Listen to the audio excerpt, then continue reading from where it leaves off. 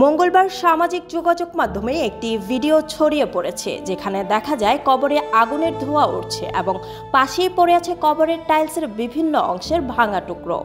Viral হওয়া ভিডিওটি হলো জাসদ নেতা সাবেক সংসদ সদস্য মঈনুদ্দিন খান বাদলের কবরে দুর্বৃত্তদের দেয়া আগুনের চিত্র। এদিন দুপুর 2টার দিকে চট্টগ্রাম জেলার বোয়ালখালীর সারোয়ারতলীর এলাকায় জাসদ এই নেতার পারিবারিক কবরস্থানে দুর্বৃত্তরা ভাঙচুর করে আগুন ধরিয়ে দেয়। ইডেন বে কক্সবাজার সমুদ্র সৈকতের উপর নিজেদের একটি ঠিকানা। মাত্র 5 লাখ টাকায় আপনিও হয়ে যেতে পারেন এই হোটেলের মালিক। ইডেন বে, আ কনসার্ন অফ ভাইয়া হোটেলস।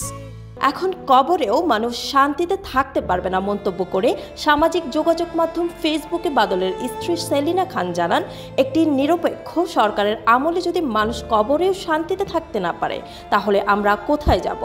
আমি এই ঘটনার সুষ্ঠু তদন্ত ও বিচার দাবি করছি। বাদল কখনো কোনো দুর্নীতির সঙ্গে ছিলেন না, তার কোনো বদনাম নেই।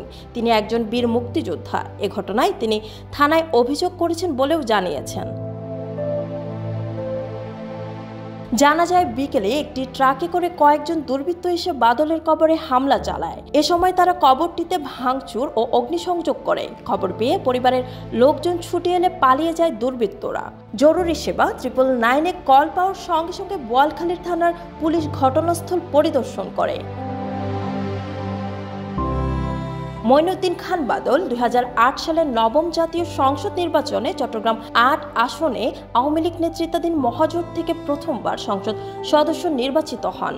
এরপর 2014 সালে 10ম ও 2018 সালে একাদশ সংসদ নির্বাচনে সংসদ সদস্য নির্বাচিত হন তিনি।